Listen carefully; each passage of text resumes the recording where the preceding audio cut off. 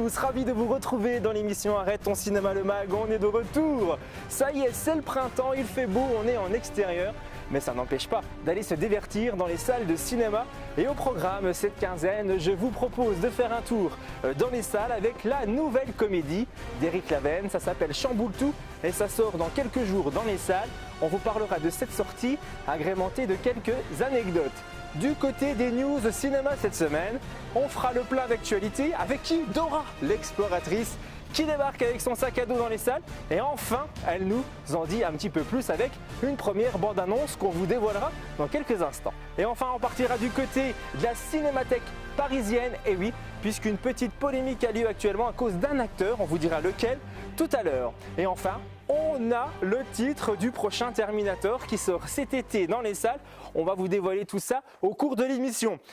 Les places de cinéma, bien sûr, vous avez envie de jouer, vous avez envie de vous divertir gratuitement. Vous allez avoir l'occasion une nouvelle fois dans l'émission avec notre jeu. Ça peut tomber à n'importe quel instant, donc restez bien attentifs. On aura une rencontre avec une actrice française. Il s'agit d'Alix Benechez qui sera notre invitée. Elle répondra à nos questions sur son cinéma. Et enfin, des actualités cinématographiques avec des anecdotes. On vous en dira plein, ne bougez pas, on y va, restez bien installés. Direction la salle de cinéma, enfin, devrais-je dire plutôt les extérieurs de la salle de cinéma, suivez-moi.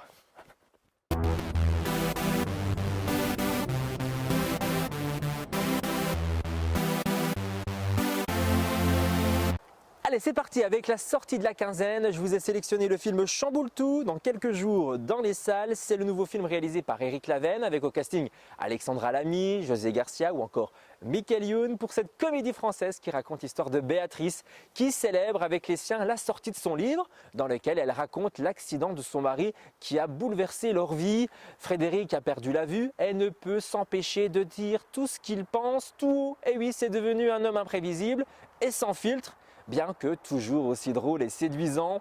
Et dans ce livre, véritable hymne à l'amour, qui va déclencher un joyeux pugilat chez ses proches, parce que même si Béatrice a changé les noms de tous les protagonistes, eh bien chacun recherche à savoir qui est le personnage à laquelle elle aurait été inspirée. Et le groupe d'amis et la famille commencent à tanguer. Et oui, mais certaines tempêtes sont salutaires. Voilà de quoi parle ce long métrage. 2 ans après l'embarras du choix, c'est Éric Laven qui revient donc avec Chamboule-tout, une comédie familiale et amicale inspirée d'une histoire vraie. Pour l'occasion, le metteur en scène s'offre une solide tête d'affiche, Alexandra Lamy, avec qui il a déjà tourné à 2 reprises. Elle tenait le rôle principal dans Retour chez ma mère avec Josiane Balasco, on s'en souvient, ou encore dans L'embarras du choix. Et c'est une première avec José Garcia qu'il dirige donc dans ce film. L'auteur du livre est associé au scénario du film, puisque le récit est inspiré de sa propre histoire sans être une adaptation. Dans le film, le livre que publie Béatrice, tout comme les personnages décrits sont inventés. Voilà, pour écrire Chamboule-tout, Éric Laven s'est basé donc sur l'une de ses amies, Barbara Alary Lafont, qui a écrit le film et qui témoigne de sa véritable vie depuis que son mari, victime d'un accident de scooter, est devenu aveugle. Et dans cet ouvrage, elle parle de son combat, mais aussi de sa famille et de ses amis. Le film est donc à découvrir dans les salles le 3 avril prochain. Je vous propose qu'on découvre ensemble la bande-annonce. Alors, ça raconte quoi? Tout ce qui nous est arrivé depuis 5 ans. Votre mari, il a eu quoi comme problème? Un accident. Frédéric s'est réveillé aveugle. Je cherche un papier vert. C'est une feuille verte. Voilà. Ça sent le Beaufort. Ah non, c'est la dame qui s'en embauche. Non, mais qu'est-ce qu'il raconte? Ah bah si, ça sent pas la poire, ça sent le fromage. En tout cas, il a pas perdu l'appétit. Il est devenu obsédé par la bouffe. C'est quoi? C'est quoi, j'en veux? C'est quoi? C'est des Maltesers. À vous, les Maltesers. C'est quoi? J'en veux, c'est quoi? C'est mon grazia, papa. Ça se mange pas. Ah, c'est nul. Vous parlez de vos amis dans le livre. Vous leur avez fait dire avant? Pas encore, mais ça va leur plaire. Enfin, s'ils se reconnaissent. Oh, je me souvenais pas de ça. Mais c'est vrai, quoi, on y est, on est avec elle. C'est un livre, oui. Je rêve. Lisa, vas-y, tu vas voir. Je suis étouffante. J'en sais rien. T'en sais rien? Mais, Fabrice, ça fait 20 ans qu'on vit ensemble. T'as bien une petite idée, non? Si mon livre vous a fait de la peine, je suis désolée. Ce que je voulais écrire, c'est que sans vous, je t'adore. Sans les enfants, j'aurais jamais tenu. Mais regarde-moi ça, il nage. Bah, il est pas manchot, il est aveugle. Eh, c'est moi qui le fais, hein, c'est moi qui le fais. Hein. Oui, je te dirai. Maintenant? Non, je te dis. Ok, Jean-Luc, quand tu le sens. Maintenant. Non, attends. Mais pourquoi vous faites ça, bande de cons?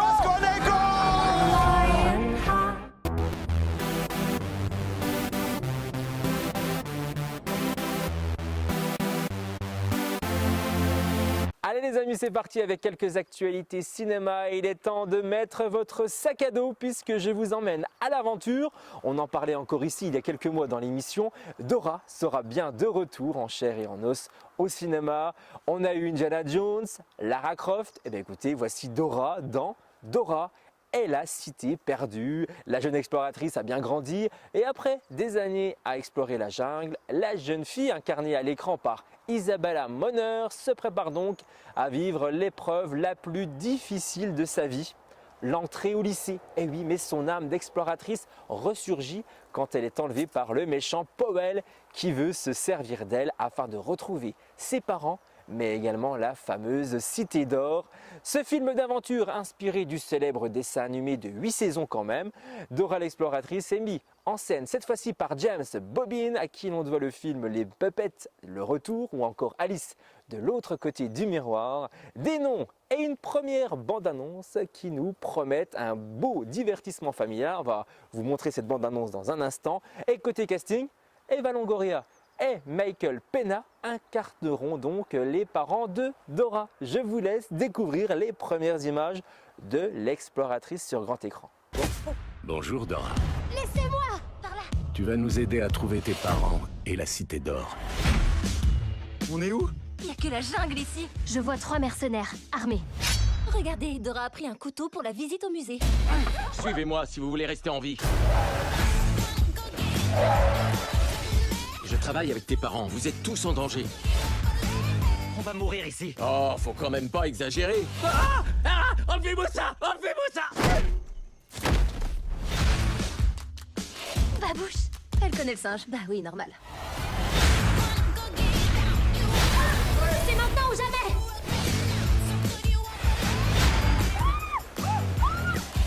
Il faut que je continue quoi qu'il arrive. Cette fille, elle est démente. Je crois qu'on est en sécurité. Non, en danger.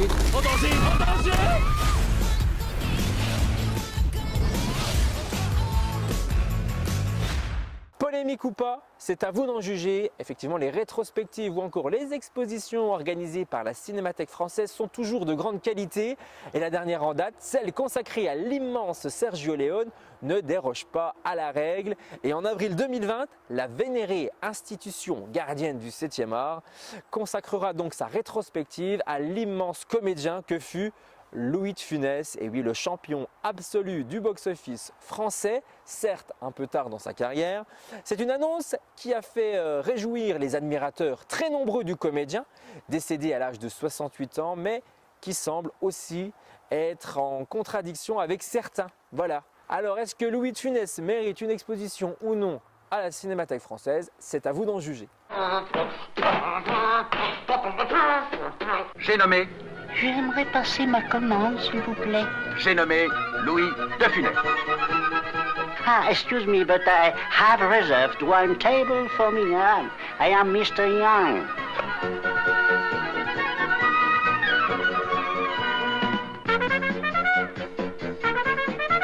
Allez, c'est parti, ne l'appelez plus Terminator 6, mais Terminator Dark Fate. Et oui, c'est ainsi qu'a été officiellement titré le nouveau volet de la franchise, et réalisé cette fois par Tim Miller, à qui l'on doit le premier volet de Deadpool, et sous la supervision du super producteur et réalisateur de l'époque, James Cameron, donc, qui supervise un petit peu tout ça, et ça peut que nous rassurer.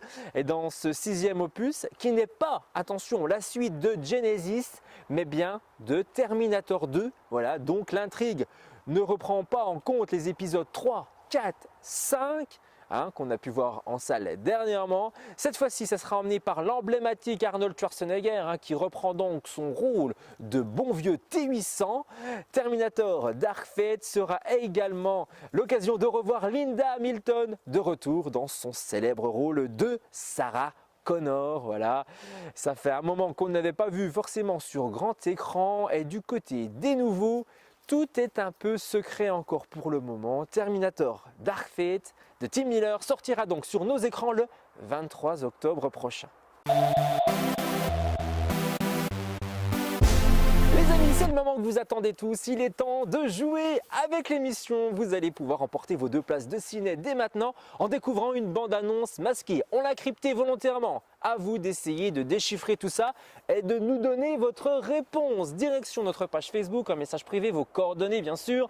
Vous nous écrivez un message privé, vous nous dites tout ça avec vos coordonnées. Attention, voici la bande-annonce. Bonne chance à tous. C'est comme contraire. Auprès du conseil. Vous me menacez. Et d'un par le côté. Vous avez trouvé, j'en suis sûr, alors dépêchez-vous, donnez votre réponse sur notre page Facebook. L'émission Arrête ton cinéma le mag. Vous nous écrivez en message privé vos coordonnées complètes. Et si vous êtes le plus rapide, c'est vous qui remporterez donc ces 2 places de cinéma mises en jeu cette quinzaine. Bonne chance à tous. Allez, c'est parti, direction une rencontre cinématographique. J'ai la joie de rencontrer l'actrice Alix Bénéché.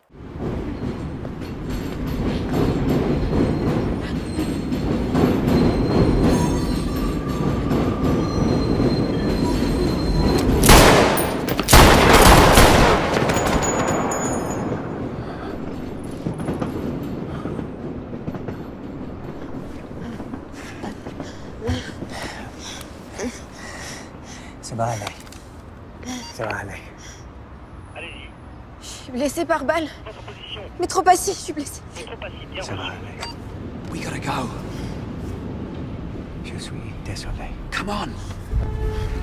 Alix Bénézek, bonjour. Bonjour. Merci d'avoir accepté notre invitation dans l'émission Arrête ton cinéma le mag. Je suis vraiment ravi de vous accueillir. Merci Vous à êtes vous. un peu, on va le dire, notre ambassadrice dans le Grand Est en tant que nouvelle et jeune actrice du cinéma français. Et pas que, maintenant, on va revenir dans quelques instants, puisque vous êtes alsacienne. Oui, en d'origine. partie, oui. En partie. Oui. Alors en partie, parce que vous avez Parce que d'autres j'ai grandi aussi. En fait, j'ai grandi entre l'Alsace et le sud de la France, D'accord. mais c'est vrai que la plupart du temps, j'étais en Alsace. Très bien. Et donc, vous avez votre passion pour la comédie. Elle a commencé depuis que vous êtes toute petite au Oui. théâtre, c'est bien ça. Et ensuite, vous êtes arrivée sur le grand écran avec des petits rôles, en partie avec Vénus Noire d'Abel Latif Kechiche en premier temps, et ensuite dans les seconds rôles avec Dominique Farrugia avec Bis, ou encore dernièrement, enfin récemment, avec Fabien Ottoniente dans Camping 3. Oui. Et à la télévision aussi, puisqu'on vous connaît aussi pour votre série Nina, diffusée sur France 2, où vous interprétez une jeune infirmière qui s'appelle Dorothée. Et C'est stagiaire, c'est ça? Ou elle Oui. n'est plus stagiaire depuis Elle grandit. Hein, Elle en fait, grandit, elle c'est grandit. la saison 4 là, qui va au 5 La déjà. saison 4 va être diffusée et on va commencer le tournage de la saison 5. C'est ça, voilà, c'est ce que j'avais lu, Ouais. effectivement. Donc votre carrière à l'international commence très très bien, avec une très belle année l'année dernière en 2017, puisque vous avez tourné aux côtés de Tom Cruise, voilà, dans Mission Impossible Fallout qui est sorti cet été, ou même avec Clint Eastwood, avec le 15h17 pour Paris. Voilà. Alors comment s'est déroulé ce fameux casting? Comment s'est déroulé tout ça? Comment vous êtes retrouvé dans Mission Impossible? En passant des essais, tout simplement. Ouais. Voilà, j'ai envoyé une vidéo qu'on fait soi-même, donc une self-tape, que j'ai tournée avec mon iPhone. En plus, Voilà. histoire incroyable. Ouais, c'est vrai que pas mal de castings pour des films internationaux se font comme ça maintenant.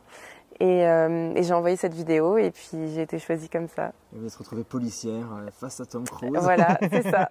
Dans une scène à Paris qui déménage. Je vous conseille vraiment de le voir parce que c'est vraiment plutôt pas mal. Et donc, comment vous l'avez appris que vous aviez ce rôle? Donc, c'est du jour au lendemain ou vous avez fait cette vidéo-là, on a souhaité vous rencontrer ou ça s'est Et fait non, en c'est ça qui est assez fou, mais apparemment ça se fait pas habituellement. Enfin, c'est ce que le directeur de casting m'a dit ensuite, que c'était assez rare d'être choisi juste sur vidéo. Mais je pense qu'il y avait une notion d'urgence et en même temps ils avaient peut-être trouvé tout simplement ce qu'ils cherchaient. Et donc voilà, c'est vrai qu'ils m'ont fait confiance et ça c'est très agréable. Et donc j'ai rencontré le réalisateur et le chef opérateur la veille de mon premier jour de tournage. oui, voilà. Et Tom Cruise le jour même. Le jour même, ah oui, voilà, d'accord. c'est ça. Impressionné ou on a recul Alors, quand même j'étais impressionnée par sa simplicité en fait, Ah ouais. parce que évidemment que c'est un acteur que j'admire énormément, dont je respecte le travail et qui est juste une immense star. Donc le rencontrer, j'avais un petit peu, oui, voilà, des papillons dans le ventre, mais ça, c'est normal. Hein. Et en fait, j'étais impressionnée parce qu'il est très naturel, très simple et très accueillant. Il m'a accueillie comme une actrice professionnelle et ça aussi, c'est appréciable. Sur le plateau, ça s'est passé comment? Donc vous me l'avez un peu expliqué, mais les coulisses, le cinéma français, le cinéma américain, maintenant que vous avez mis les pieds dans les deux, quelle est la différence entre les deux? Il doit y avoir forcément une différence, ça ne doit pas être le même travail, la même convivialité peut-être sur le tournage. Quelles sont les différences entre les deux?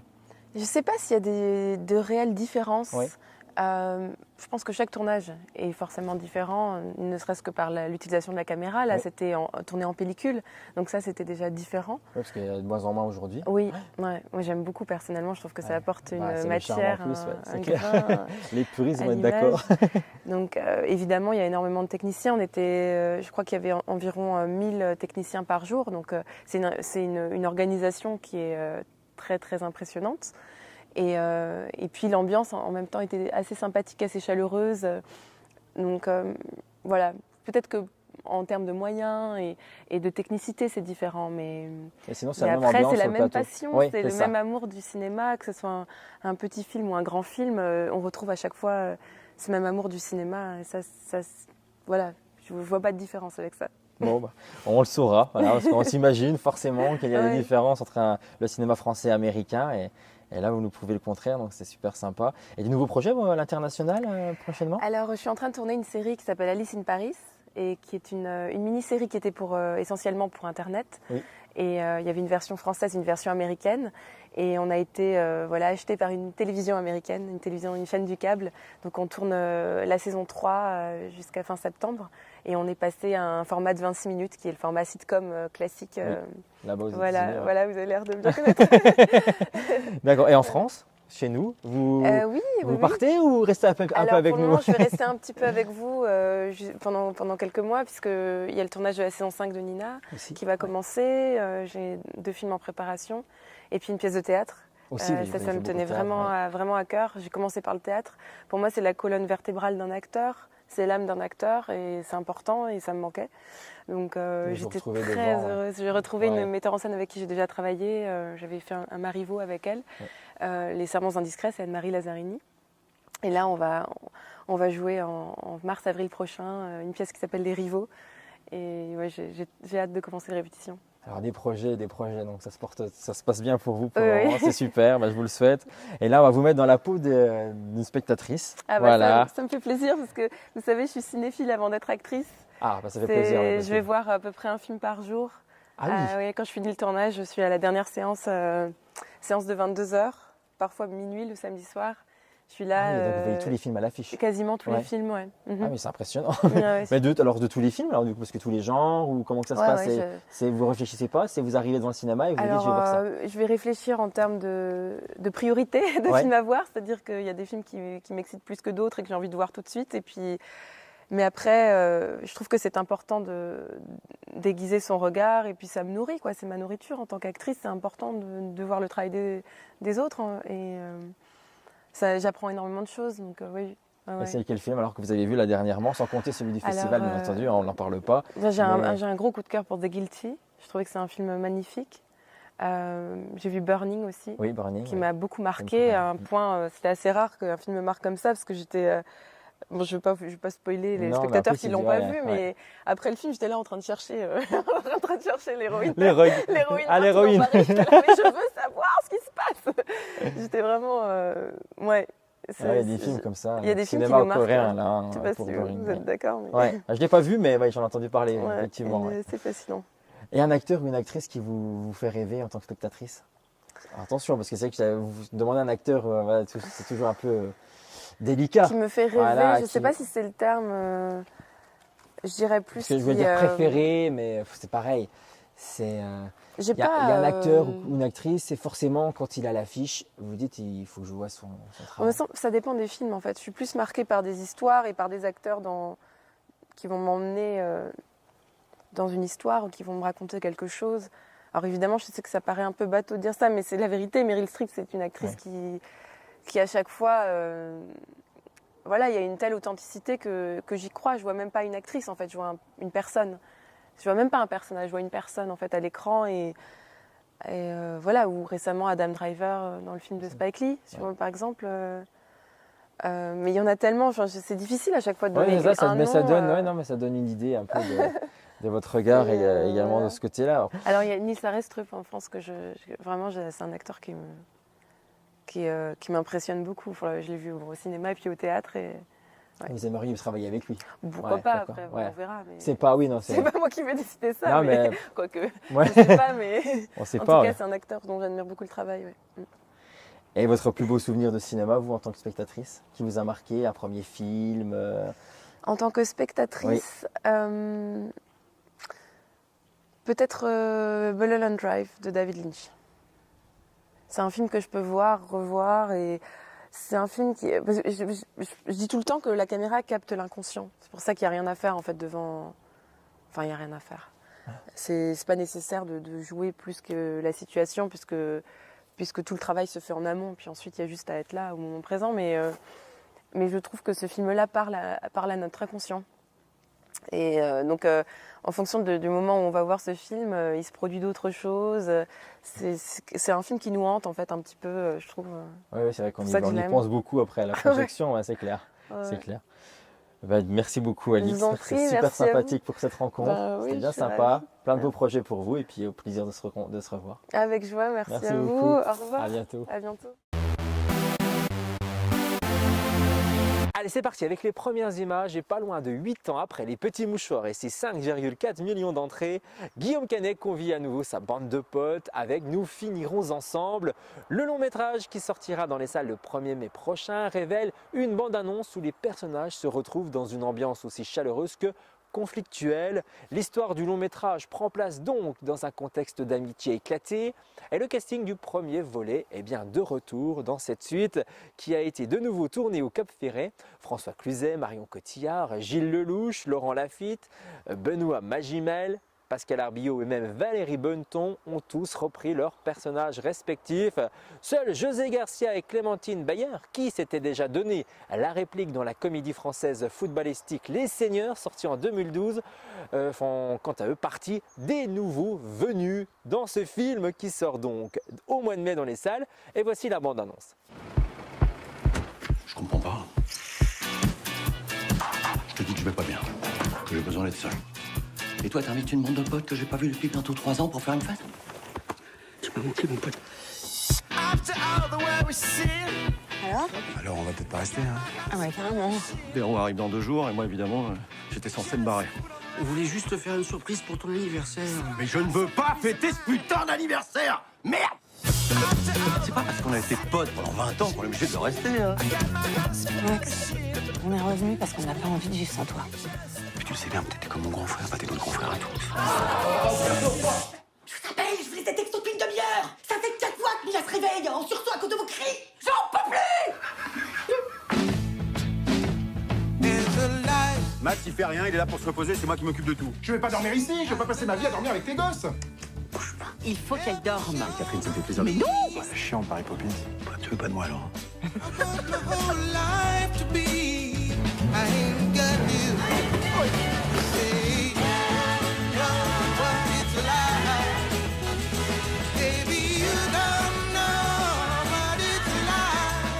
Ils ont prévu de rester combien de temps? Bah, la semaine. Oh, putain.